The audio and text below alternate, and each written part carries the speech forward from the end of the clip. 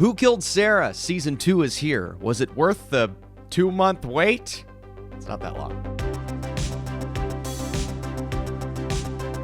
What is up, Netflix fans? Welcome back to my channel. Season 2 of Who Killed Sara is already here. Today we're going to talk about it. No spoilers. It's going to be really difficult, but I want to thank you guys for letting me know about this show and telling me, hey, Austin, you've got to go watch Season 1. I did. I caught up.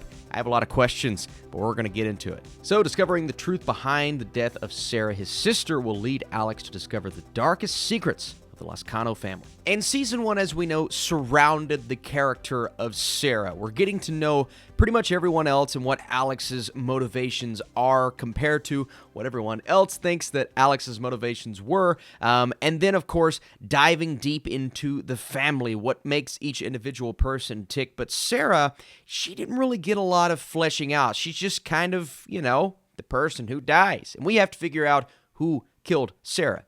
This time around in Season 2, the mystery is still there, and it's still just as intriguing as ever, but it's not really the focal point of this season. We're getting revelations, we're learning more about who may have done it, but more importantly, we're learning more about Sara herself and what role that she played that we had never imagined her playing in the first place. So Alex, in this season, he's kind of facing his worst nightmare, and that is his sister Sara's true personality, who he thought he knew at the beginning, but at the same time, really didn't know her in the first place. Then you have this corpse in the patio, and this becomes this ticking clock that can make Alex go back to prison at any time. So he's trying to quote-unquote stay alive because that's happening, while at the same time trying to learn more about his sister, and he just wants answers. And that's kind of the intriguing mystery aspect of the show. That's what has us hooked in Season 2. We're still keeping that telenovela-esque vibe, that tone that worked so well in the first season. And normally I'm watching a show like this, and I don't care as much if it gets overly dramatic and a little bit cheesy here and there, and this show has that absolutely, but something about the way this thing is made had me invested in Season 1, interested enough to continue with the Season 2, and that's definitely present this time around, even though, like I said at the beginning, I am left with and stuck with so many questions at the end of Season 2.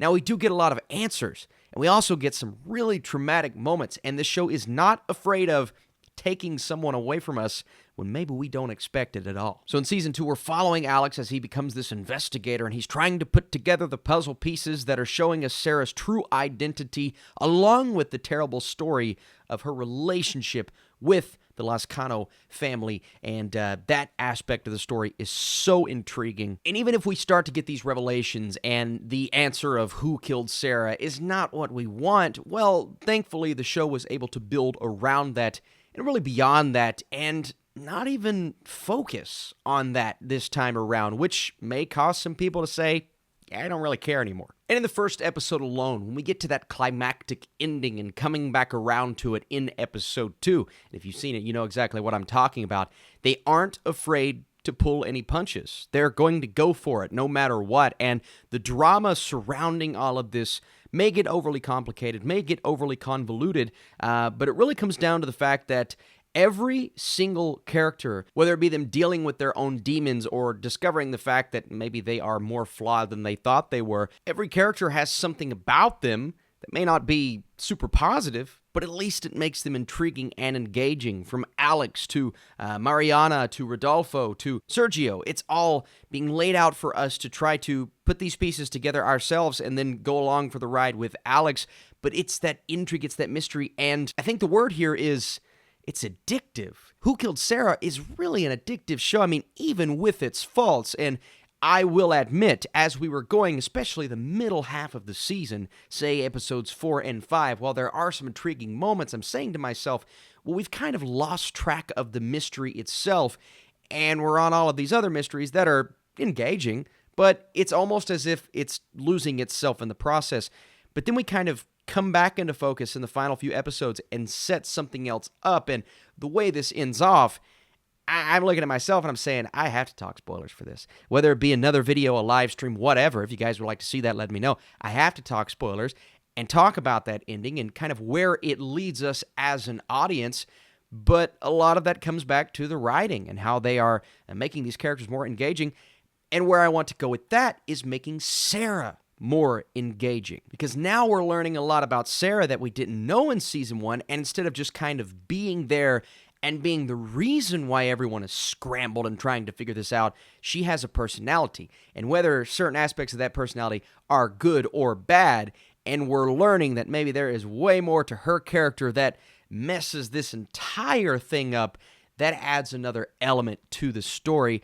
And in season 2, Sara really gets a chance to shine. And we know she's dead at this point, right? But whether it be flashbacks or the things that we learn about her, or just the fact that they are building the show around one or two plot points, one you may not even know going into season 2, and you're going to be like, wow, okay.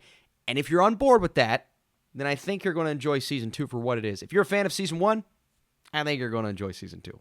If you're not, well, why are you here? It's one of those shows that you hope doesn't lose itself in the process, because we know this all started with Sara on the boat and that one underlying mystery, and from there it's expanded. If they can not necessarily keep that singular focus, but if they can manage to somehow keep all of these stories coherent and in check, and a lot of that comes down to the writing, which, had its issues throughout season 2 for sure. But if they have this end goal in mind, which I'm sure they do, then I'm curious to see where it goes. At the end of the day, Who Killed Sara season 2 keeps the intrigue and mystery that season 1 had, but expands upon it. And whether fans like it or not, this show continues to explore more subplots and give us more from the characters. And because of all of those things, we'll go a solid 70% for season 2 of Who Killed Sara. I'm in on the mystery. And I'm also on board with the tone, which, again, is very specific. Telenovela, overly emotional, sometimes becomes cheesy at a point, but it's one of those things that's just kind of intriguing if you're caring about the story. And I will admit, I was swept up in a couple of these storylines, and I think Who Killed Sara is a very fascinating mystery so far. But if you guys enjoy this review, be sure to support this channel. Drop that thumbs up down below and let me know, would you like to see me talk about that final episode and what happens at the end? Or really, what happens all throughout the show, because there's a lot that happens and a lot of crazy things that maybe you're not expecting. All right, guys, come back for that and many other things this week. Plenty of reviews to come your way, along with a Zack Snyder tier list that I'm working on right now. You guys the best. I'll see you soon. All right, fellas, we're not afraid of any zombies.